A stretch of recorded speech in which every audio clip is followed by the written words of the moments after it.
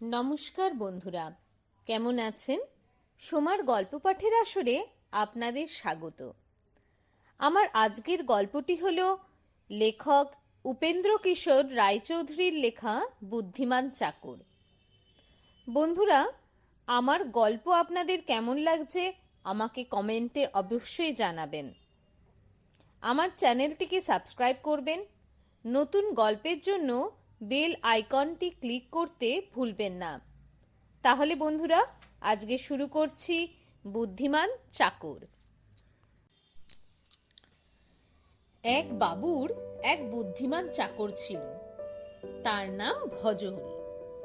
একদিন ভজহরি পথ দিয়ে যেতে যেতে দেখলো তার বাবু ভারী ব্যস্ত হয়ে বাড়ির দিকে ছুটে চলেছেন। ভজহরি জিজ্ঞাসা করলো, বাবু কোথায় যাচ্ছেন? বাবু বললেন, শিগগিরই এসো ভজহরি, সর্বনাশ হয়েছে, আমাদের ঘরে আগুন লেগেছে। তাতে ভজহরি বলল, আপনার কোনো ভয় নেই বাবু, ও মিছে কথা, আগুন কি করে লাগবে? আমার কাছে যে ঘরের চাবি রয়েছে। ভজহরি গেল কলুর দোকানে এক সের তেল কিনতে। কলু তাকে এক সের তেল মেপে দিল। তাতেই তার বাটিটি ভরে গেল। তখন ভজহরি বলল, ফাউ দেবে না? কলু বলল, হ্যাঁ দেব বই কি, কিসে করে নেবে? ভজহরি ভাবল, তাই তো, কিসে করে নি, কিন্তু ফাউ না নিয়ে গেলে যে বাবু আমাকে বোকা ভাববেন। তখন তার মনে হলো যে বাটিটি তলায় একটু গর্ত আছে। অমনি সে বাটিটি উল্টিয়ে দিয়ে সেই গর্তটা দেখিয়ে কলুকে বলল, এতে ফাউ দাও। কলু হাসতে হাসতে সেই গর্তে ফাউ ঢেলে দিল। ভজহরি মহা খুশি হয়ে তাই নিয়ে বাড়ি গেল। ভজহরি তার বাবুর সঙ্গে নৌকায় চড়ে নদী পার হচ্ছে। নৌকায় ঢের লোক।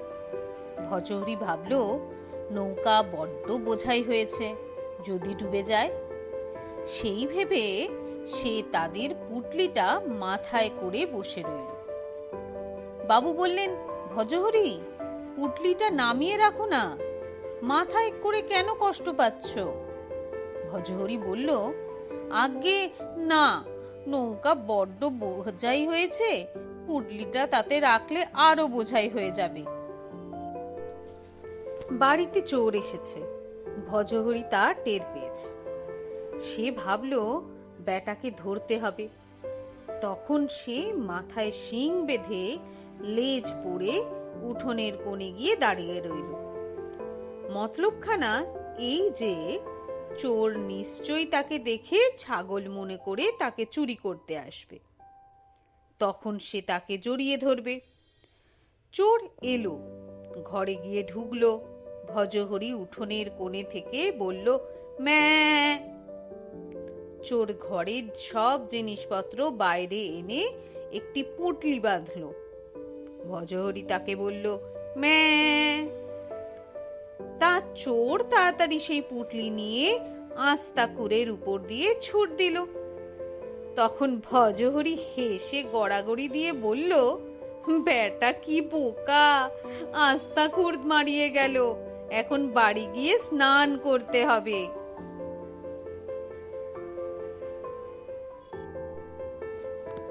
রামধন লোকটি বেশ সাদাসিধে, কিন্তু একটু রাগী।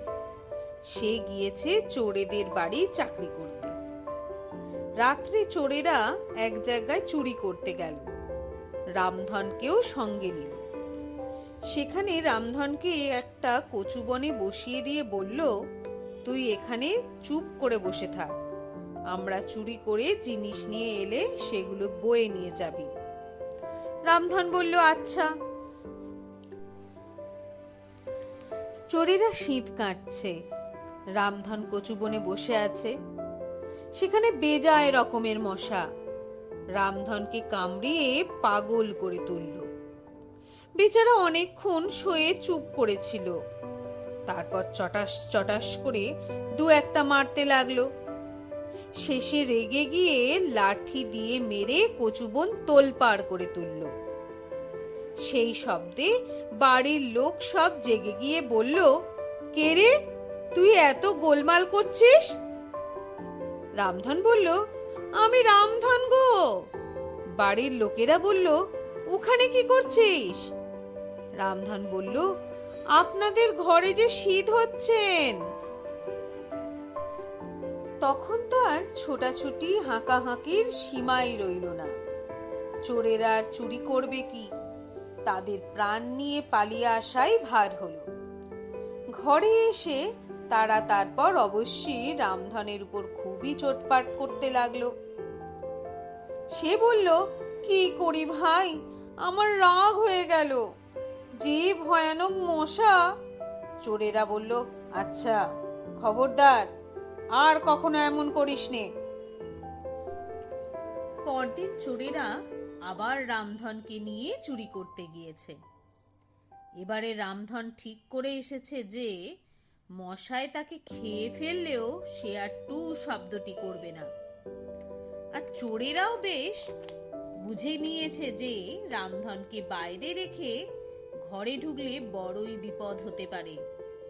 তাই তারা ভেবেছে ওকে ঘরে ঢুকিয়ে দিয়ে তারা বাইরে দাঁড়িয়ে থাকবে। একটা বাড়ির কাছে এসে চোরেরা বাইরে থেকে কেমন করে তার একটা দরজায় ছিটকিনি খুলে ফেললো। তারপর রামধনকে বলল, এখন তুই চুপি চুপি ঘরে ঢুকে জিনিসপত্র বার করে আন, দেখিস কোনো শব্দ করিস না যেন। রামধন দরজা খুলে ঘরে ঢুকতে গেল। দরজার কবজায় ছিল মরচে ধরা, তাই দরজা ঠেলতেই সেটা বলল, ক্যাঁচ। রামধন থতমত খেয়ে অমনি থেমে গেল। তারপর আবার যেই ঠেলতে যাবে অমনি দরজা আবার বলল, ক্যাঁচ। রামধন তাতে দাঁত খিচিয়ে আহ বলে আবার থেমে গেল। তারপর রামধন কিছুতেই আর রাগ সামলাতে পারল না। তখন সে পাগলের মতো হয়ে প্রাণপণে সেই দরজা নাড়তে নাড়তে চেঁচিয়ে বলতে লাগলো, ক্যাঁচ ক্যাঁচ ক্যাঁচ। তারপর কি হলো বুঝতেই পারো। এসব তো শুধু গল্প। এবার একটি সত্যিকারের চাকরের কথা বলি। তার নাম ধরে নাও কেনারাম। কেনারাম সেজে গুজে একা বোটের ছাদে উঠে বসে আছে। তার বাবুর সঙ্গে এক জায়গায় তামাশা দেখতে যাবে। খানিক বাদেই বোটের ভিতর থেকে জুতোর শব্দ এলো। কেনারাম বুঝলো বাবু বেরুচ্ছেন, এই বেলা যেতে হবে। সে অমনি তাড়াতাড়ি বোটের ছাদ থেকে লাফিয়ে পড়ল, আর পড়ল ঠিক তার বাবুর ঘাড়ে। প্রথমে যখন কেনারাম আসে তখন একজন পুরনো চাকর বলেছিল, বাবু কাছারি থেকে এলে রোজ তাকে পান খেতে দিও। সেদিন বাবু কাছারি থেকে এসেই পায়খানায় গেলেন। কেনারামও তাড়াতাড়ি সেইখানেই গিয়ে তাকে বলল, বাবু পান এনেছি। বন্ধুরা, লেখক তার লেখনীর মাধ্যমে এই সব ছোট ছোট মজার ঘটনাগুলি আমাদের সামনে তুলে ধরেছেন। তার এই ছোট ছোট গল্পগুলি আমার পাঠের মাধ্যমে তোমাদের কেমন লাগলো অবশ্যই আমাকে জানিও। যদি ভালো লেগে থাকে লাইক শেয়ার করতে ভুলো না। আজকের মতন এখানেই শেষ করছি। নমস্কার।